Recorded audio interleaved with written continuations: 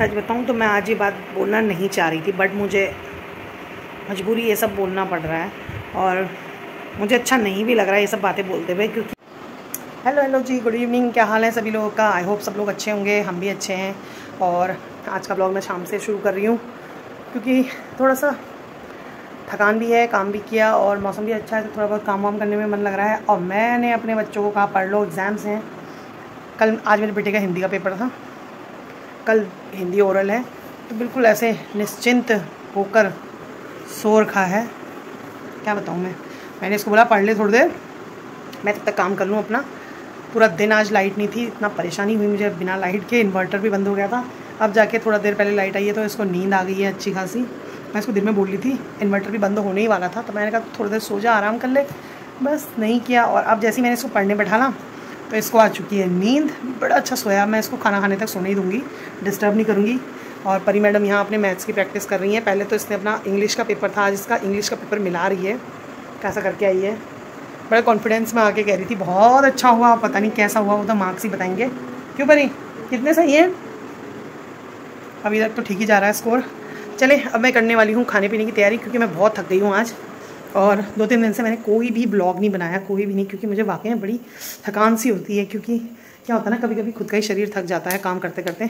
काम भी होता है, बच्चे भी देखने होते हैं, ऊपर से पेपर है तो पढ़ाना भी पड़ता है इनको, तो इसीलिए मैंने इस बीच कोई ब्लॉग नहीं बनाया। मैंने कहा थोड़ा सा ध्यान बच्चों की ओर दे दिया जाए पढ़ा के।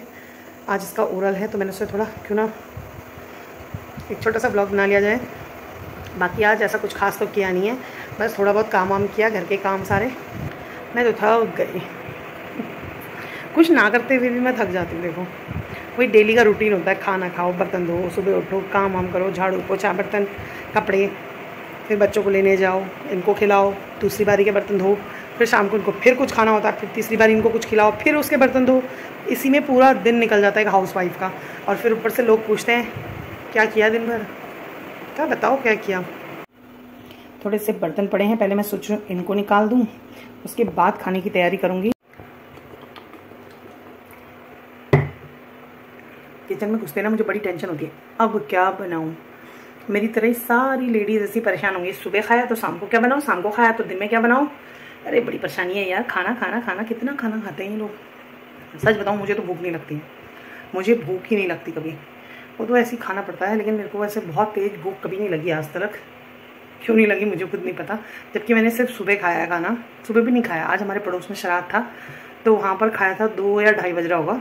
सुबह से मैंने 2:30 बजे खाना खाया। सुबह मैंने खाली 1 गिलास गर्म पानी पिया था, उसके बाद 2:30 बजे मैंने काम ख़त्म करके जब मैं वहाँ श्राद्ध में गई तब 2:30 बजे खाना खाया। 2:30 बजे के बाद मैंने अभी कुछ नहीं खाया, पानी पी रही हूँ तब से मैं। और अभी मुझे भूख लगनी थी, अगर मुझे कल सुबह दिन तक भी कोई खाना ना पूछे तो फिर मुझे तब भी कुछ नहीं होने वाला। लेकिन मुझे सुबह के टाइम एक बार लगती है थोड़ी थोड़ी भूख, बाकी पूरा दिन नहीं लगती, पता नहीं क्यों नहीं लगती। फैट बहुत है ना शरीर में, इसीलिए भूख ही नहीं लगती। पतली में हो नहीं सकती। पतला होने के बारे में तो मतलब मैं कभी पतली हो ही नहीं सकती, जबकि मैं बहुत लिमिटेड खाना खाती हूँ, वॉक भी करती हूँ। फिर भी पता नहीं क्या रीज़न है, वो इसलिए ना क्योंकि मैं थोड़ा भी खाती हूँ ना, बड़े सुकून से खाती हूँ, तो इसलिए मैं पतली नहीं होती हूँ। कुछ लोग ना दिन भर खाते रहते हैं, मैं सोचती हूँ ये दिन भर खाते हैं फिर भी मोटे नहीं होते। अगर मैं गलती से दिन भर खा लूँ मैं मर जाऊँगी, मुझे पता है। मैं खा ही नहीं सकती 2-3 टाइम, मतलब 2 टाइम से ज़्यादा मैं नहीं खा सकती खाना, पता नहीं क्या है। मैं अगर 2 टाइम खाना खा लूँ ना, उसके बाद मुझे तीसरे टाइम को कोई हवा पानी के लिए भी ना पूछे तब भी मैं ज़िंदा रह सकती हूँ आराम से। पता नहीं कैसे लोग दिन भर चढ़ते रहते, सारी चीज़ें खाते रहते, कोई भी कुछ भी ऑफ़र करते खा लेते हैं। मेरे से नहीं खाया जाता इतना, खाली दिखने के मोटे हो गए हम बस, बाकी है शरीर में जान मान कुछ नहीं। लेकिन ये है कि 2 टाइम भी खाओ तो बड़े सुकून से खाती हूँ ना, तो इसीलिए शायद वो 2 टाइम का खाना ही मुझे 10 टाइम के बराबर लगता है। तो अब मुझे ऐसा लगता है मुझे भी चिड़ के खाना चाहिए लोगों की तरह, ये नहीं खाना, वो नहीं खाना, मुझे ये सब्ज़ी पसंद नहीं है। अब सब्ज़ी पसंद नहीं है तो किससे कहो, खुद ही बनानी है, खुद ही खानी है, तो फिर अब कोई ऑप्शन की तो बात ही नहीं आती। यही होता ना कि जिनको बना बनाया खाना मिलता है ना, उनके पास तो ऑप्शन है, अरे यार मुझे ये सब्ज़ी नहीं खानी, मुझे वो नहीं खानी, मुझे वाली सब्ज़ी पसंद है, या मुझे दाल पसंद है, या मुझे चावल खाना है। जो बंदा खुद किचन में बना रहा होता है ना, उसको पता होता है कितनी इरिटेशन होती है 5-6 लोगों के लिए खाना बनाना, वो भी अलग अलग चीज़ है। कोई कहता है मैं करेला खाऊंगा, कोई कहता है मुझे दाल चावल खाना है, कोई कहता है मुझे रोटी सब्ज़ी खानी है। तो मतलब बनाने वाले के पास कोई ऑप्शन नहीं होता है। इस बात से सभी लेडीज़ अग्री करेंगी कि बनाने वाली जो भी घर में बनाता ना खाना, उसके पास कोई ऑप्शन नहीं होता। चाहे भिंडी तोरी लौकी कद्दू करेला बना हो, खाना है तो खाना है, नहीं खाना नहीं कह सकते हो। अपने लिए बनाने की हिम्मत नहीं होती। अगर कोई सामने से घर में कह दे ना कि मुझे ये नहीं खाना, मुझे अंडा खाना है, मुझे अंडा नहीं खाना, मुझे पनीर खाना है, तो तुम पनीर भी बना सकते हो। लेकिन जहाँ बात आती है अपनी कि यार मुझे लौकी नहीं खानी, मुझे कद्दू नहीं खाना, तो क्यों ना मैं अपने लिए अंडा बना लूँ। मेरे से ना एक अंडा नहीं बनता अपने लिए, सही बताऊँ। और अगर बच्चे कहेंगे ना मम्मी ये सब्ज़ी नहीं खानी अंडा बना दो, या उसके पापा बोलेंगे ये नहीं खाना इसके साथ ये दे दो, मैं फटाफट बना के दे देती हूँ। लेकिन जहाँ बात आती है अपने लिए ना कि अरे यार ये सब्ज़ी अच्छी लग रही, खाऊँ नहीं खाऊँ, मुझे चल थोड़ा केचप मिला के खा लो, थोड़ा सा ट्विस्ट आ जाएगा खाने में, ये होता है। बनाने वाले को कोई ऑप्शन की ज़रूरत नहीं होती, वो जो बनता है वो खा ही लेते हैं। तो इसीलिए ना मैं जितना भी खाती हूँ बड़े सुकून से खाती हूँ। 2 रोटी 3 रोटी बस खा लो, सुकून से खाओ, तो बड़ी अच्छी लगती है शरीर को। और चिड़ के खाओ, दूसरे का देख के जल के खाओ कि यार वो पता नहीं क्या खा रहा होगा या वो पता नहीं क्या खा रही होगी। तो कसम से बता रही हूँ आप कभी मोटे नहीं हो सकते। बहुत से लोगों की आदत होती है ना कि यार उसने पता नहीं उसने कितना कमा लिया, उसके घर में इतनी बरकत है, उसके घर में ये चल रहा होगा, उसके घर में वो खा रहे होंगे। भाई एक चीज़ बताऊँ, दूसरा जो कमा के खा रहा है ना वो बड़ी मेहनत कर रहा है अपने कमाने में। अगर आप किसी को देखकर खुश नहीं हो सकते, खुश मतलब किसी का खाना देखकर, किसी की तरक्की देखकर अगर आप खुश नहीं हो सकते तो जलो भी मत। क्यों? क्योंकि आपकी एक जलन, आपकी एक हाय वो उसने इतना कर दिया, वो ना किसी का पूरा बर्बाद कर सकती है। बर्बाद मतलब समझ रहे हो ना, कि अगर आपको कोई चीज़ पसंद नहीं आती किसी की, अरे यार इसके पास गाड़ी भी है, इसके पास कपड़े भी अच्छे हैं, या ये भी अच्छा घूम रही है, शॉपिंग कर रहे हैं या वो कर रहे हैं, उसको देख के जलो मत। ये सोचो कि उसने वहाँ तक पहुँचने में कितनी मेहनत करी है। उसका 20% भी कर लोगे ना तो भगवान भी खुश हो जाएगा और तुम्हारे पास भी कुछ आ जाएगा। तो दूसरे को देख के जलना नहीं है। मेरा मेन मोटिव कहने का यही है कि भैया किसी पे हाय ये इसका ये, किसी को हाय ना दो। क्योंकि क्या होता है, किसी की एक की हाय ना किसी दूसरे का ख़त्म कर देती है पूरा चौपट। तो जब भी भगवान से कुछ मांगना हो ना तो सिर्फ इतना मांगो, भगवान जितना उसके पास है ना उससे थोड़ा कम हमको दे दे। और मेहनत करना कभी मत छोड़ना, काम करना कभी मत छोड़ना। अब घर में बैठे रहोगे 24 घंटे, दूसरों की चुगलियाँ करोगे, इधर की उधर करोगे, उधर की उधर बातें करोगे, तो भगवान खुद तो पैसा तुम्हारे दरवाजे में रख के नहीं जाएगा। जो बंदा कमा रहा है, जो बंदा बाहर काम कर रहा है, उसे भी तो देखो कितना काम कर रहा है। उसको वो पैसा कमाने में, वो चीज़ अचीव करने में कितना टाइम लग गया, कितनी मेहनत लग गई, उसके दिन रात लगे हैं उसमें। तो किसी को देखकर जलने से अच्छा उससे मतलब अगर उसके जितना नहीं कर सकते हो तो उससे थोड़ा कम करने की कोशिश कर लो। भगवान तुम पे भी मेहरबान होगा, तुम्हारे पास भी अच्छे पैसे आएंगे। मैंने बहुत सारे लोगों को देखा है ना कि यार तेरे तो बड़े मज़े हैं, तेरे तो बड़े अच्छा है, तेरे तो बड़े राजपाट हैं। राजपाट करने के लिए ना मेहनत करनी पड़ती है। सही बताऊँ, मेरे पास हालांकि ऐसा कुछ है नहीं, लेकिन लोगों को लगता है कि बहुत है इसके पास। लगता है तो लगने दो। लेकिन जो गलत चीज़ फैला रहे हैं ना, कुछ चीज़ें गलत फैल रही हैं जो, वो अच्छी नहीं लगती है। क्यों? क्योंकि देखो क्या होता है ना, फ्री का तो नहीं आता कहीं से कुछ, मेहनत करनी पड़ती है। अब आदमी दिन रात मेहनत करे, सुबह 9 बजे से रात को 9 बजे आए, और तुमको लग रहा है कि अरे यार सही है इसका तो, बट सही कुछ नहीं होता है। हर किसी के घर में, हर किसी के परिवार में, हर किसी की ज़िंदगी में बहुत सारी ऐसी चीज़ें होती हैं ना जो मतलब उसे ही पता होती है जो कर रहा होता है। तो खाली फालतू की अफवाह ना उड़ाओ, ठीक? अपने काम से मतलब रखो, अपना खाओ पियो, अपने परिवार देखो, अपने बच्चे देखो। दूसरे ने क्या खाया, क्या करा, कहाँ गया, किसने क्या करा, कौन कैसे कपड़े पहन रहा है, जलन वलन छोड़ दो। इन चीज़ों से परे हट जाओ, अपने कर्मों पे ध्यान दो, अपने कर्मों पे। मैं गलत ना करूं, बाकी कोई भी करे चल जाएगा, मैं यही करती हूँ। मैं सिर्फ अपने कर्मों पे ध्यान देती हूँ। मैं, मेरा परिवार, सिर्फ मतलब मैं, मेरे बच्चे, मेरा पति, मेरे ससुर जी जो भी मेरे साथ हैं, मतलब वो सब अपने अपने कर्मों पे ध्यान देते हैं, अपना अपना कार्य आसानी से करते हैं और बड़ी शांति से रहते हैं, दूसरे के काम में इंटरफेयर नहीं करते।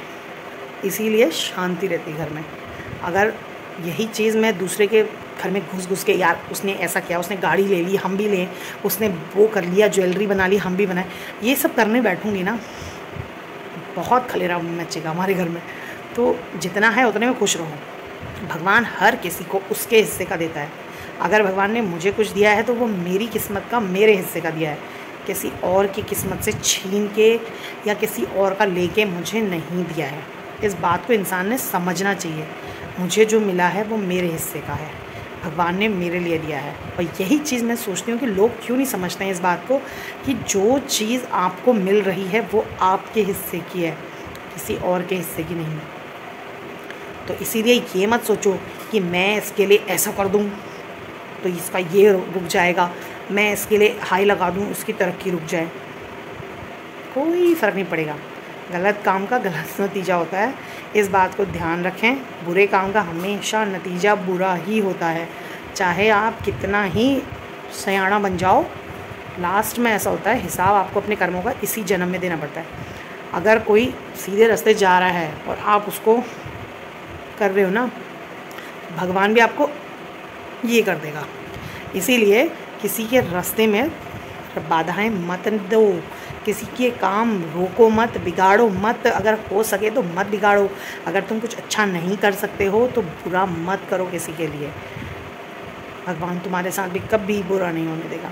लेकिन जहाँ तुम किसी के रास्ते में ना रुकावटें डालोगे, भगवान तुम्हें ये घुमा देगा, ये चारों दिशाओं में। फिर तुम सोचोगे यार हमने तो कोई गलत काम किया ही नहीं, तो फिर हमारा काम कैसे रुक रहा है? तो उसका कारण यह है कि आपने अपनी ज़िंदगी में जो गलत कर्म करे होते हैं ना, आप उसी में फंसे रह जाते हो। अच्छा काम करो, भगवान अच्छी तरह रास्ता दिखाएगा। ईश्वर पे भरोसा रखो, ऊपर वाले पे, और अपने कर्मों पे ध्यान दो, अपने खुद के कर्मों पे ध्यान दो। आप ये सोचो कि मैं सही करूं, बस भगवान मुझे सही करने की शिक्षा दो, गलत करने के राह पे मत ले जाओ। क्योंकि गलत करोगे तो गलत का नतीजा जो होता है ना, अंजाम बड़ा गलत होता है। ठीक है, और ज्ञान की बातें आज बहुत हो गई, पता नहीं कैसे निकल आई, आ गई, मतलब जितना मुझे समझ में आई थी मैंने बता दी। अब देखो लोग सोचेंगे फिर यहाँ पर यूट्यूब में बैठ के ज्ञान बांट रही है। ज्ञान नहीं बांट रही हूँ, बट मुझे कुछ चीज़ें ऐसी महसूस हो रही हैं ना, इसीलिए वो हो सकता है कि ऑब्वियसली अंदर से निकल रही हैं ये बातें। तो शायद जिसके लिए कहना चाह रही हूँ वो सुन भी रहे होंगे, समझ भी रहे होंगे। तो कृपया करके अपने कर्मों पे ध्यान दें। दूसरे के कर्म ख़राब नहीं करने हैं, अपने को देखना है। अपने को, आपने कर्म यहाँ ख़राब करे, आपको वहाँ हिसाब देना होता है। तो अपना जो होता है ना कैरेक्टर सही करके चलें, ठीक है।